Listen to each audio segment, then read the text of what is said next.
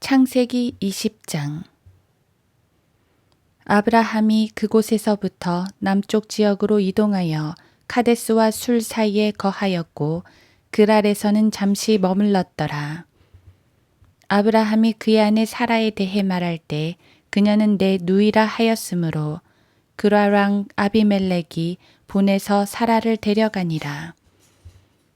그러나 그 밤에 하나님께서 꿈에 아비멜렉에게 오셔서 그에게 말씀하시기를 보라, 내가 데려간 여인으로 인하여 내가 죽은 사람이 되리니 이는 그녀가 다른 사람의 아내임이라 하시더라.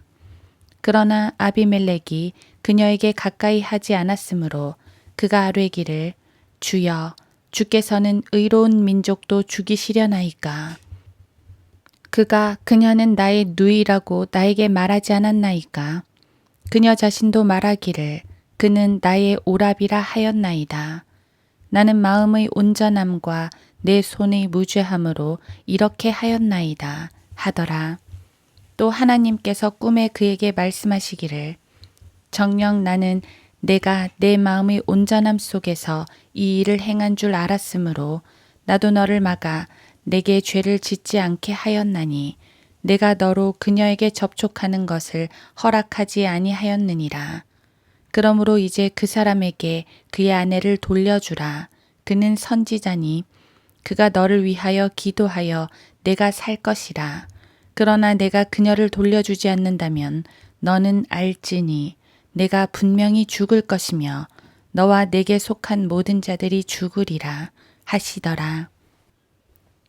그러므로 아비멜렉이 아침에 일찍 일어나서 그의 모든 신하들을 불러놓고 그들의 귀에다 이 모든 일들을 말하니 그 사람들이 몹시 두려워하더라. 그때 아비멜렉이 아브라함을 불러서 그에게 말하기를 내가 우리에게 행한 짓이 무슨 짓이냐? 내가 내게 무슨 죄를 지었기에 내가 나와 내 왕국에 큰 죄를 가져왔느냐? 내가 해서는 안 되는 일을 내게 행하였도다 하고 또 아비멜렉이 아브라함에게 말하기를 내가 무엇을 보고 내가 이 일을 행하였더냐 하니 아브라함이 말하기를 참으로 이곳에는 하나님을 두려워함이 없기에 내 아내로 인하여 그들이 나를 죽일 것이라고 생각했음이라. 또 그녀는 실로 내 누이라. 그녀는 내 어머니의 딸은 아니지만 내 아버지의 딸로서 내 아내가 되었도다. 하나님께서 나로 내 아버지 집을 떠나 유랑하게 하셨을 때 내가 그녀에게 말하기를 이것이 당신이 나에게 보여줄 친절이라. 우리가 가는 어느 곳에서나 나에 대해 그는 나의 오라비라고 말하라 하였노라 하더라. 아비멜렉이 양과 소와 남종들과 여종들을 취하여 아브라함에게 주었고 그의 아내 사라도 그에게 돌려주며 아비멜렉이 말하기를 보라, 내 땅이 내 앞에 있으니 내가 좋아하는 곳에서 거하라 하고 사라에게 말하기를 보라, 내가 내 오라비에게 은 1000개를 주었노라. 보라, 그는 너와 함께한 모든 사람들과 다른 사람 모두에게 내 눈의 가리움이라 하였으니 이같이 그녀가 책망받았더라. 그리하여 아브라함이 하나님께 기도하였더니 하나님께서 아비멜렉과 그의 아내와 그의 여종들을 치유해 주심으로 그들이 아이들을 낳았더라.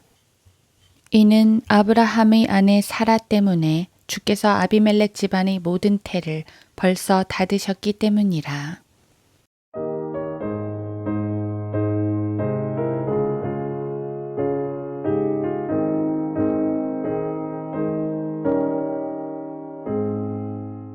하루 한 장 창세기 20장. 아브라함이 그의 아내 사라에 대해 말할 때 그녀는 내 누이라 하였으므로 그랄 왕 아비멜렉이 보내서 사라를 데려가니라. 창세기 20장 2절.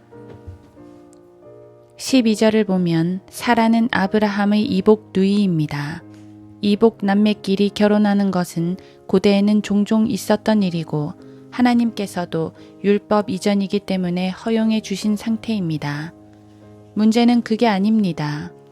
사라는 아브라함의 누이인 것도 맞고 아내인 것도 맞는데 왜 하필이면 누이인 것을 내세웠냐 말입니다. 그들은 결혼을 기점으로 남매의 관계는 끝났고 부부의 관계가 시작되었습니다.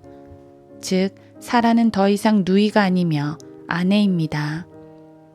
누이라는 것이 팩트, 사실이기는 하나 이 경우 팩트는 진실을 숨기기 위해 사용되었습니다. 때로는 팩트도 거짓말이 될 수 있다는 중요한 교훈입니다. 이런 거짓말은 주로 육신적 안전을 보장하기 위해 행해집니다. 아브라함이 거짓말을 한 이유는 이방인들이 자기를 죽이고 아내를 빼앗아 갈까 두려워했기 때문입니다. 이 일은 12장 이집트에서도 한 번 있었는데 여기 20장 그랄에서도 있게 됩니다. 아브라함은 자기 목숨을 부지하기 위해 아내를 누이라 속이는 비겁한 행동을 하고 맙니다. 아브라함의 마음도 불편했겠지요. 아비멜렉이 아내를 데려갔을 때 그 속은 얼마나 새까맣게 타들어갔을까요? 하지만 진짜 문제는 단지 비겁함이 아니었습니다. 정말로 큰 문제는 하나님의 약속을 저버릴 뻔했다는 사실입니다. 하나님께서 아브라함에게 약속을 하셨을 때 그 약속은 아브라함과만 하신 게 아니었습니다. 그 약속은 사라와 함께 이루실 약속이었습니다. 그래서 아브라함의 이름만 바꿔주신 게 아니라 사라의 이름도 바꿔주신 것입니다. 아브라함이 하갈을 통해 아들을 낳았을 때 그것이 잘못임도 일깨워 주셨습니다. 다시 말해 아브라함이 언약의 사람이었다면 사라는 언약의 여인인 것입니다. 사라가 다른 사람의 아내가 된다면 그것은 하나님의 언약이 깨어져 버린다는 것을 의미합니다. 결코 그럴 수 없습니다. 하나님은 이 일에 적극 개입하셨습니다. 단지 누가 죄를 지었기 때문에 혼내고 심판하시는 그런 문제가 아니었습니다. 이 죄는 행해지지 못하도록 분명히 막아야 했습니다. 그래서 아비멜렉에게 나타나셔서 스탑 하고 외치시고 그 집안의 모든 태를 닫으신 것입니다. 18절. 누구나 위기에 처하면 순간적으로 거짓말할 수 있습니다. 육신의 안전을 위해 변명하는 것은 죄인의 본능입니다. 하지만 그런 거짓말을 하는 것은 결국 하나님을 믿지 못하는 것입니다. 하나님께서 보호해 주신다는 사실을 믿지 못하니까 스스로 위기를 극복하고자 육신적 방법을 사용하는 것이지요. 아브라함의 경우 자신과 아내를 통해 위대한 역사를 이루시겠다는 하나님의 약속을 믿었다면 또한 보호해 주심도 믿어야 했습니다. 약속을 하셨으니 그 약속을 이루기까지 지켜주실 게 분명하기 때문입니다. 이 당연한 원리를 우리는 종종 잊습니다. 우리가 하나님의 자녀인데 보호하시지 않겠습니까? 그 나라에 이를 때까지 지켜주시지 않겠습니까? 우리는 확실한 보호를 약속받았지만 때때로 그 약속을 잊고 육신적 해결책들만 찾으려 합니다. 결과적으로 하나님을 신뢰하지 않는 것이지요. 우리의 믿음을 좀 더 굳게 세워야 하겠습니다. 하나님을 굳게 신뢰하며 좀 더 정직하고 좀 더 담대하게 나아가야겠습니다.